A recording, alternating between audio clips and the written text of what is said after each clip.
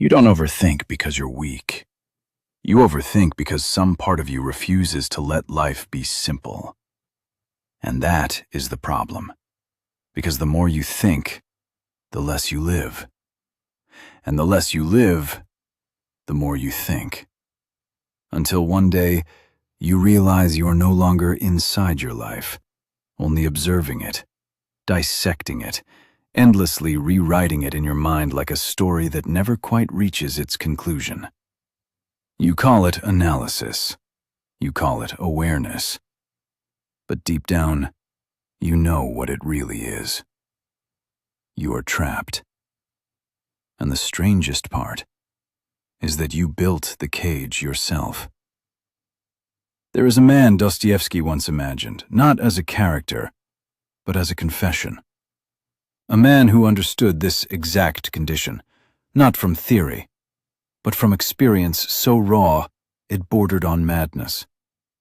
A man who could not act without questioning his own motives, who could not feel without immediately doubting the authenticity of the feeling. He did not suffer from ignorance. He suffered from too much consciousness. He would sit in silence and construct entire arguments against his own desires. He would want something and then immediately dismantle the wanting. He would love and then question the love until it collapsed under its own weight.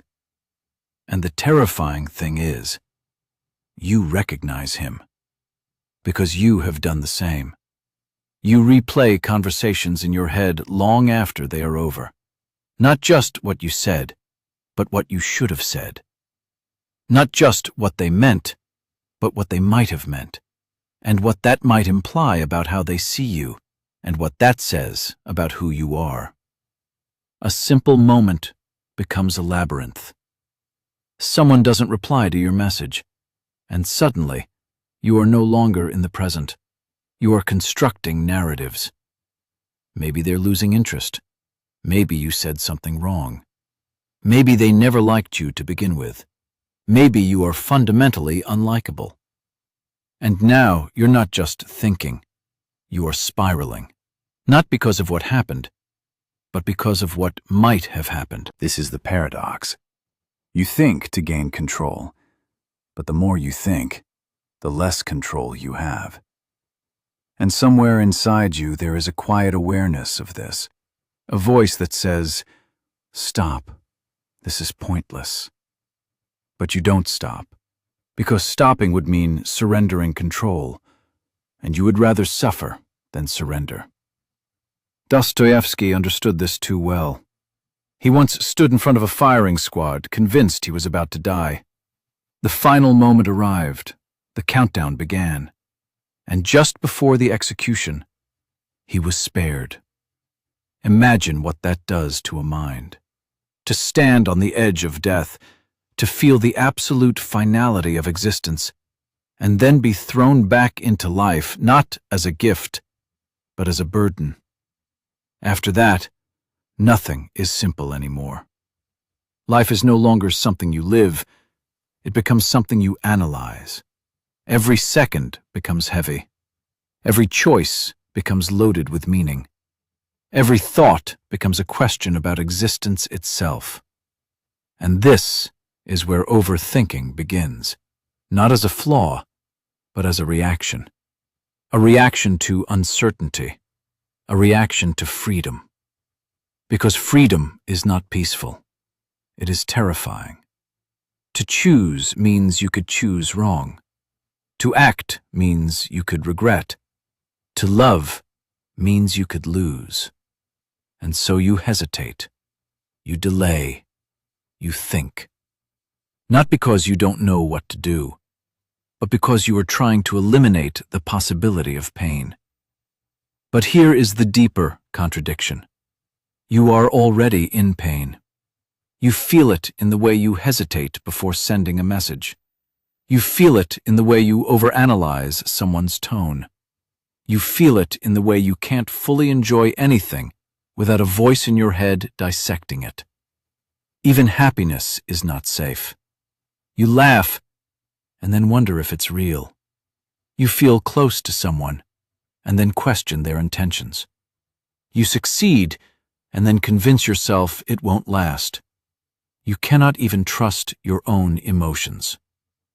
And so you retreat further into thought, because thought feels safer than reality. In thought, you can simulate everything without risk.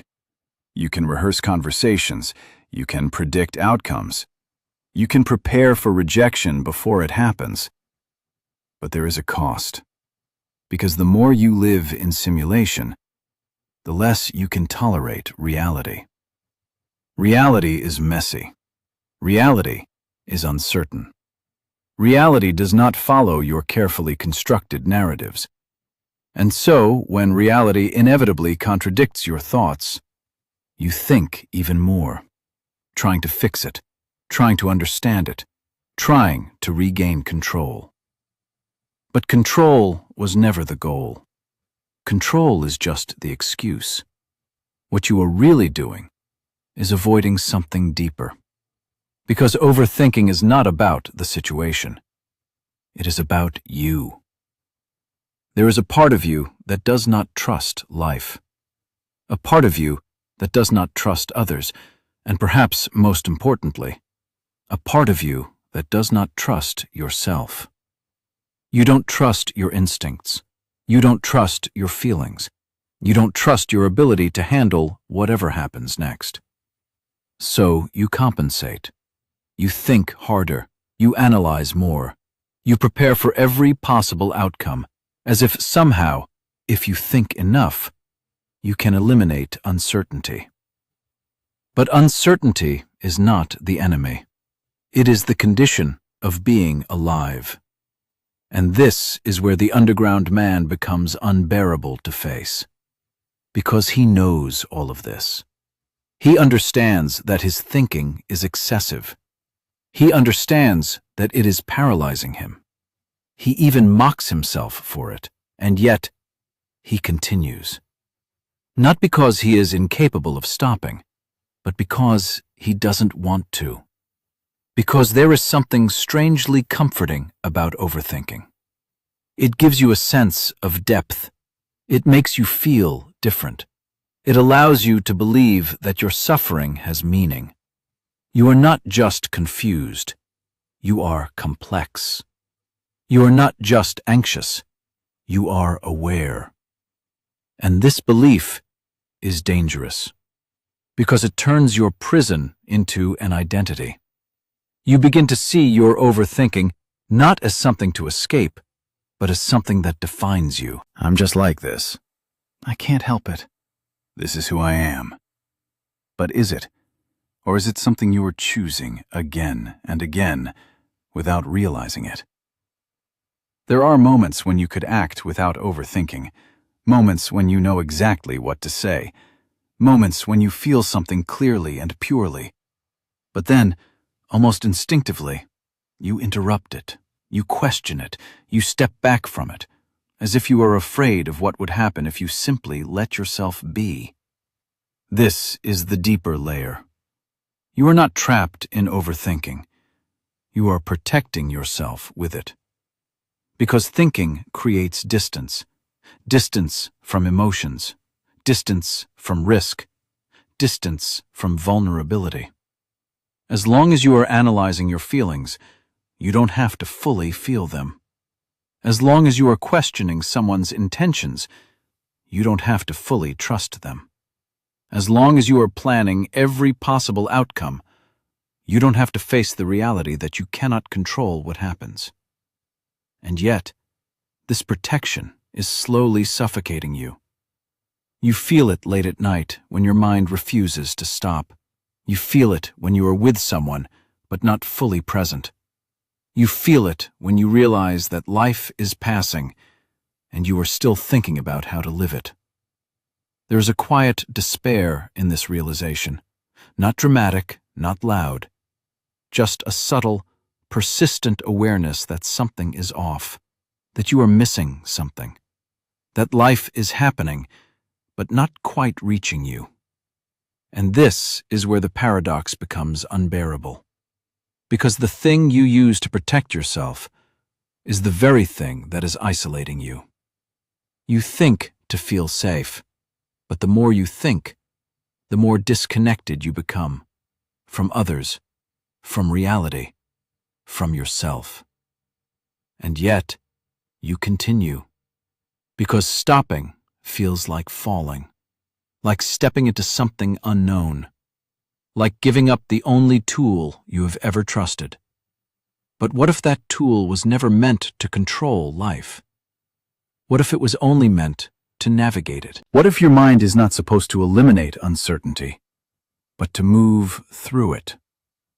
This is where Dostoevsky becomes unsettling, because he does not offer comfort. He does not tell you to simply stop thinking.